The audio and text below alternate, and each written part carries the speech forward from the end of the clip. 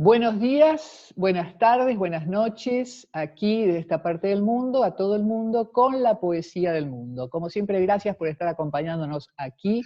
Y hoy tenemos un invitado nuevamente extraordinario, de lujo, que él dice que se va a sonrojar, no se va a ver, así que no hay problema, que es Osvaldo Picardo. Gracias, Osvaldo, por estar aquí con nosotros. Gracias a vos, Silvia.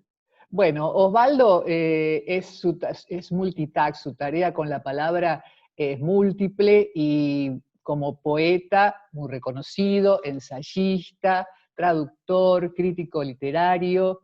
Así es que nosotros nos vamos a quedar con algo que a mí personalmente me ha impactado mucho, que es su poesía. Como siempre hacemos para crear un estatus poético, comenzamos con una poesía del invitado, que afortunadamente tenemos hoy con nosotros. Esta se llama La lila es una flor eslava. Es curioso ver cómo los libros tropiezan con las personas y cómo inundan de significado algo que no tenía lugar en tu cabeza. Hoy ya no se necesitaba encender la luz a esa hora de la tarde y llegaste a leer en un libro de poemas que las lilas son flores eslavas. Y también las flores han viajado, pensaste, también lo que tiene una raíz y un color. El nombre de Dios en griego, por ejemplo, da forma a otra palabra que quiere decir el que mira. También el que viaja para ver el mundo. Una especie de embajada que llega desde un lejano rincón y cuenta con familiaridad lo que es tan distinto. ¿Qué mano, sino la de tu amor, ha puesto este ramo de lilas, tus preferidas, sobre la mesa bajo la crespa luz de la tarde? Huelen desde ahí.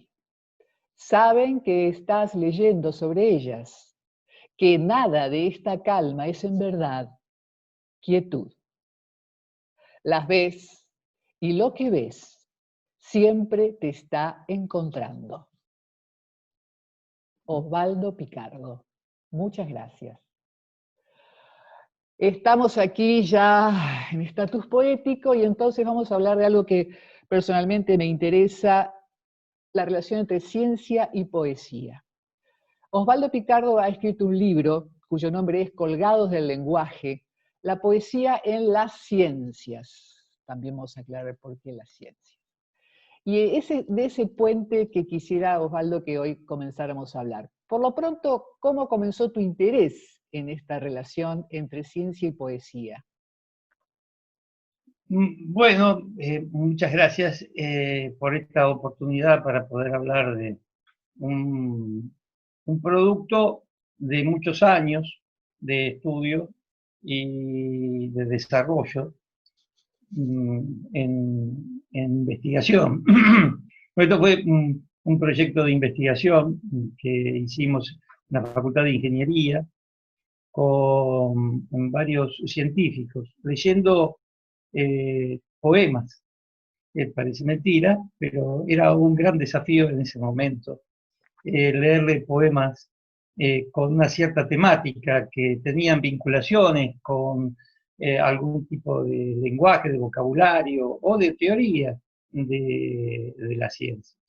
Entonces, reunido con químicos, físicos, ingenieros, matemáticos y también algunos que otros poetas, tuvimos la oportunidad de dialogar sobre esos poemas que estábamos leyendo. Así cayeron muchos poetas argentinos, principalmente, y también algunos españoles, algunas traducciones de ingleses, alemanes, que fui buscando y seleccionando para ese grupo. De ahí salió la idea de hacer un libro para la enseñanza de las ciencias exactas, principalmente, o de las ciencias duras, eh, donde la poesía sirviera de alguna manera como un motivador para ciertas discusiones que todavía están abiertas y por mucho tiempo van a estar abiertas en las disciplinas científicas. de ahí salió este libro con una antología de poetas argentinos que no se publicó solamente el ensayo, todo el cuerpo ensayístico.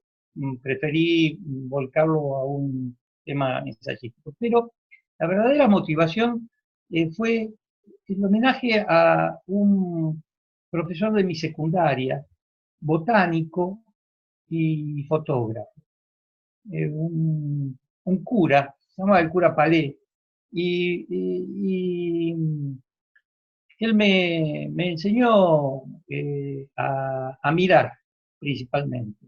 Mirar con la curiosidad del científico. Y si bien yo no le daba mucha bolilla, como todos los chicos del secundario, a las ciencias, me empezó a interesar todo esto. Así que yo creo que es una motivación que está en uno desde siempre. Y creo que no solamente en mí especialmente, sino en todos, en cada uno. Es decir, la ciencia también es algo que está unido mágicamente, misteriosamente, con la belleza, con la contemplación.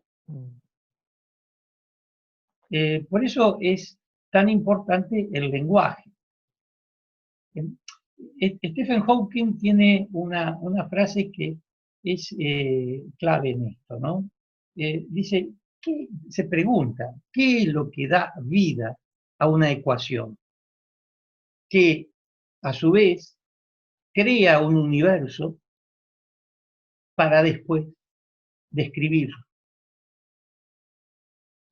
Estos tres pasos que describe la pregunta de Hawking se podría aplicar a la poesía, se podría aplicar, por ejemplo, ¿qué es lo que le da la vida a una palabra para crear un universo y después expresarlo?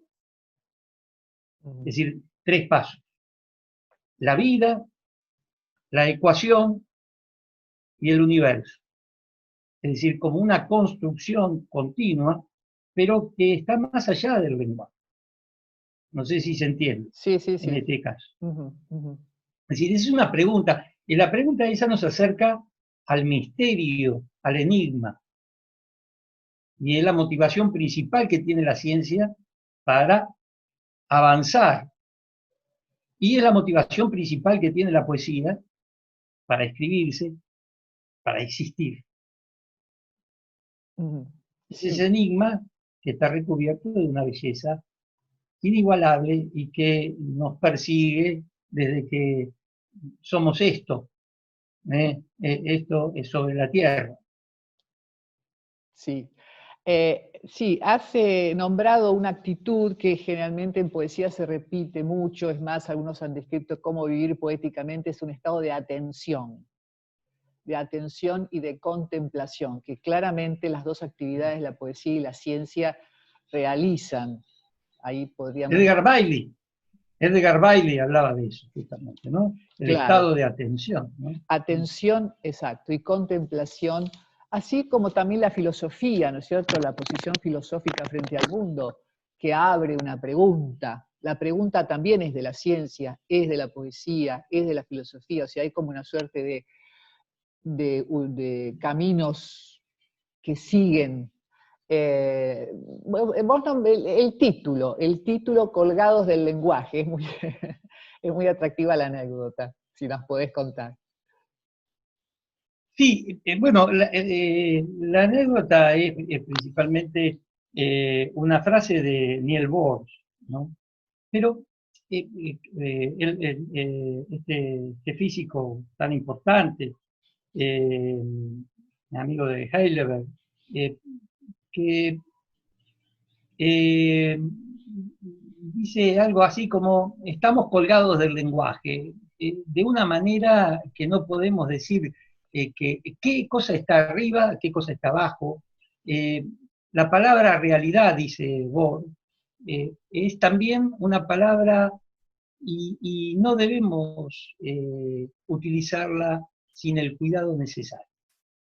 Es decir, Bohr es de esos científicos que tenían mucho cuidado y precisión en lo que decía. Principalmente porque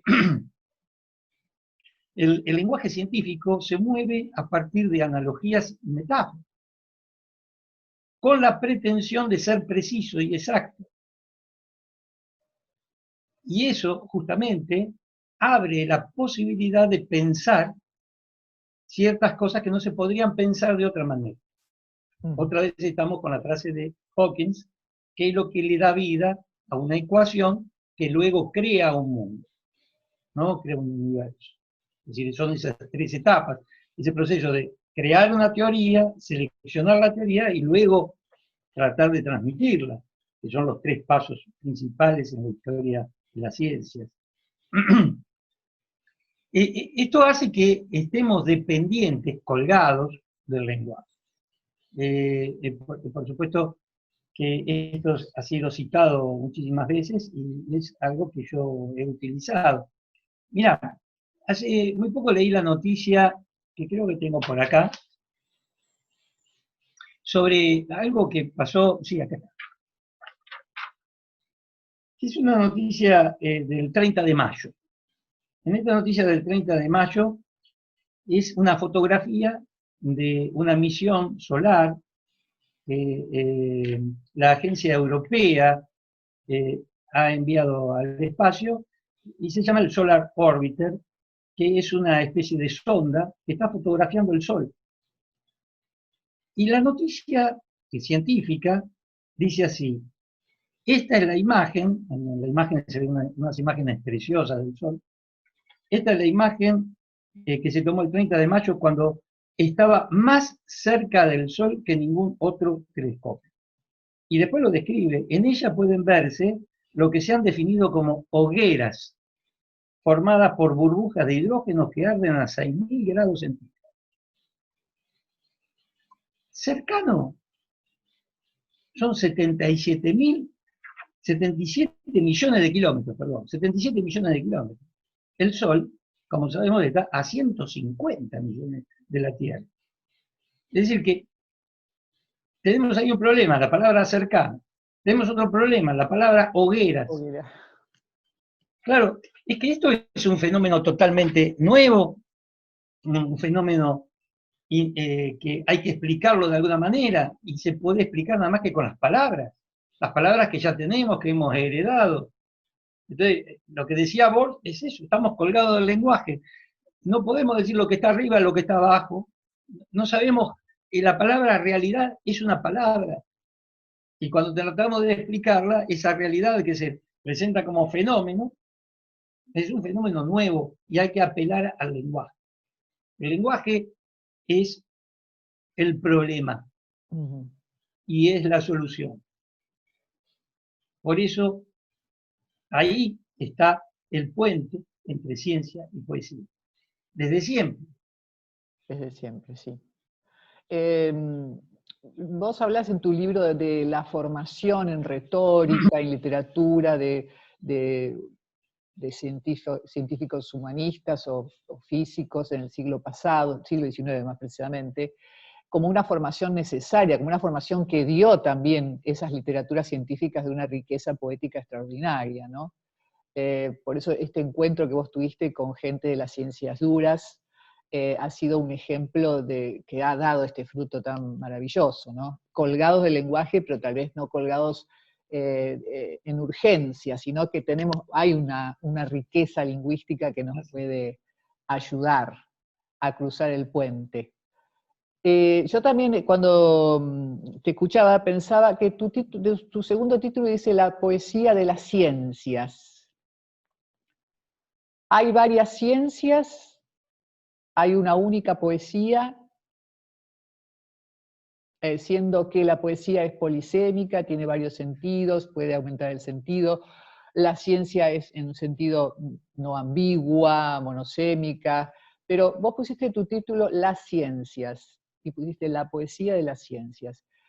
¿Cómo sería eso, digamos? Ciencias... Sí, hablo un poco también de eso. El tema principal es que en la historia de las ciencias se observa que el término científico, el hombre como alguien que está dedicado a las ciencias, viene después de la historia natural o de la filosofía de la naturaleza. Es decir, que anteriormente al término científico, lo que se llamaba científico, era una persona que se dedicaba principalmente a la filosofía o se dedicaba a la contemplación, no al experimento en sí mismo, que es una conclusión que viene posteriormente. La verdad, eso es parte de una revolución científica que se da en un momento determinado de la historia. Y es ahí cuando comienzan a dividirse las ciencias. No hay una sola ciencia. Y por lo general, vulgarmente se habla de ciencia, pero con un imaginario detrás, que es un imaginario de gran prestigio, que ha traído varios problemas. En los años 60 del siglo pasado, Charles Snow sacó un libro que hablaba de las dos culturas.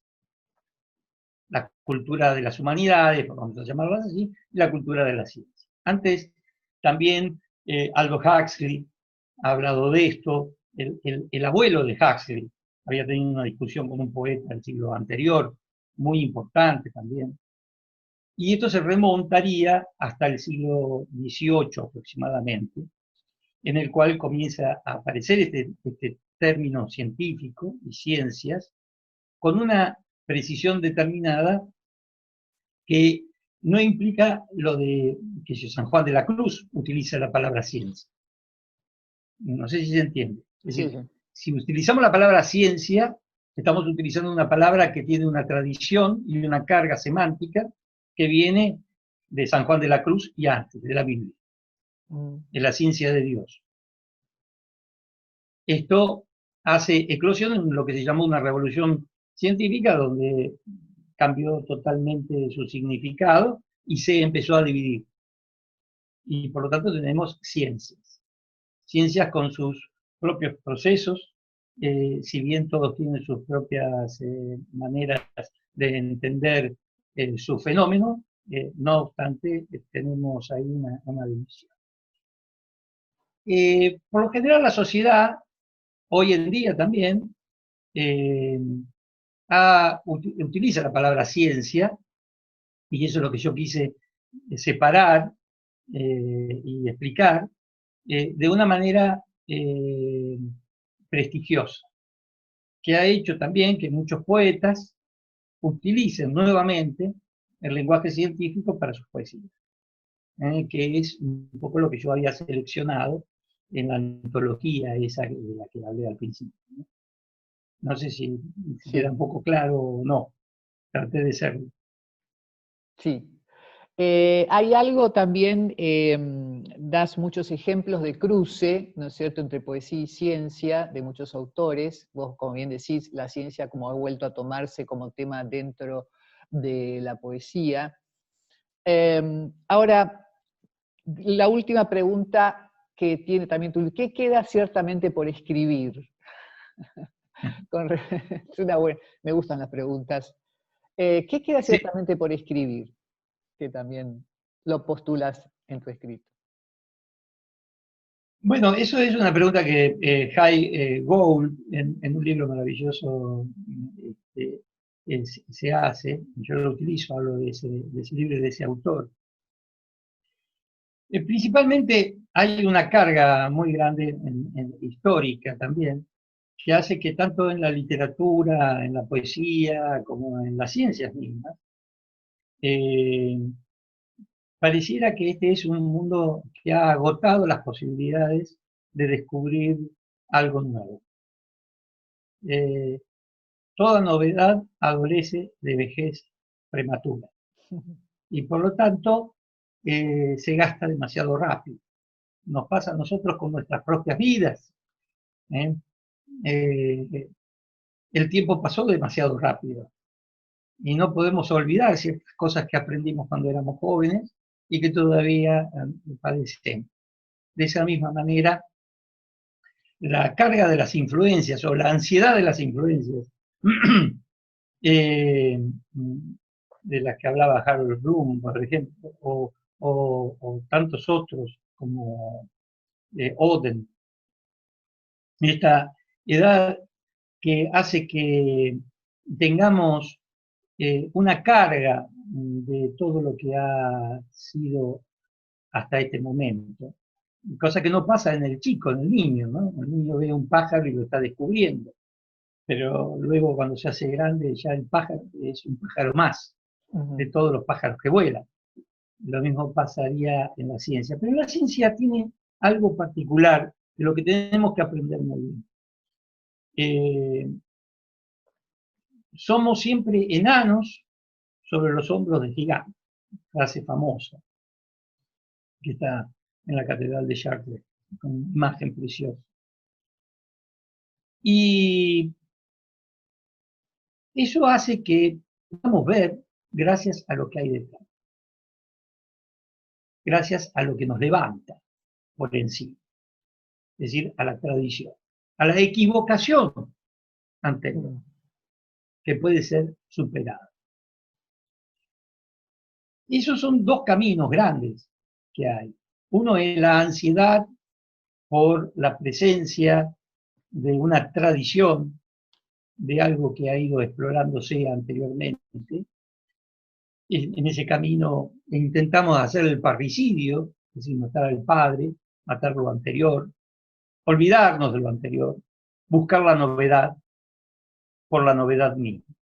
Y otro camino es el camino de aprovechar la altura de los mayores, de los que están atrás, con sus equivocaciones, para poder ver el futuro y poder escribir algo nuevo. Digamos, son dos grandes caminos. La ciencia nos enseña el segundo camino y realmente en eso tenemos mucho por aprender.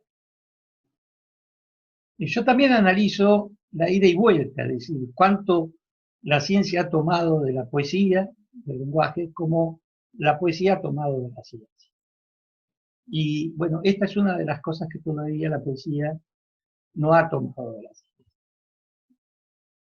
Es algo que ha ido olvidando, porque la poesía tenía una veneración especial hacia los maestros, se aprendía un oficio. Se aprendía un oficio. Y para eso necesitabas al maestro y al discípulo. Todavía en ciertos países latinoamericanos, como por ejemplo Colombia, a los poetas se los sigue llamando maestro, ¿no? Título demasiado grande e imponente, pero tiene una razón de ser, que es esta, ¿no? Comprendo, sí. Vos es que me haces recordar a una frase de Wisława Szymborska, la poeta polaca, que decía en alguna respuesta a un poeta que le había pedido opinión sobre su trabajo, decía, mira, la poesía es un juego, pero como todo juego tiene reglas que hay que conocer, bien lo saben los niños. Y Claro, sí. entonces, claro, comprendo la relación. Bueno, vivimos una época que la novedad de las redes estimula olvidar un poco a los maestros y volver a la novedad y al presente simple y a producir solamente lo que cree uno que descubrió hoy, pero que ya había sido descubierto y analizado. Yo voy a leer para terminar, porque te agradezco muchísimo este momento, voy a leer una frase que vos pusiste sobre la poesía que me interesó, que dice, la poesía es una complicidad que sobrevive. Resiste a pesar de todo y gracias a ese pesar. Pero también ríe, se burla y juega, sin que le duelan los siglos. No vale de nada solemnizarla. Ella hasta nos disculpa la infamia de escribir. Bueno, la poesía se ríe y te agradece estas palabras para con ella, como también nosotros te queremos agradecer este encuentro. Osvaldo Picardo, muchísimas gracias. Colgados del lenguaje, sugiero que cuando las librerías abran y sus cafés nos reciban nuevamente, podamos leerlo acompañado de un rico café, un libro extraordinario, interesante, atractivo y para estudiar, que eso también nos viene muy bien. Muchísimas gracias, Osvaldo, por este encuentro. Este lugar está para lo que necesites cuando quieras comunicarnos algún nuevo trabajo, y ha sido encantador esta charla para mí. Muchísimas gracias, Silvia. Un gusto, realmente. Gracias. Y bueno, nosotros terminamos aquí siempre, Osvaldo, con una frase que es una sugerencia que dice: no reviente, lea poesía. No reviente, escuche poesía. No reviente, escriba poesía. No reviente, no les dé el gusto. Y nos vamos. Gracias, Osvaldo Picardo, por estar con nosotros. Gracias. Chao.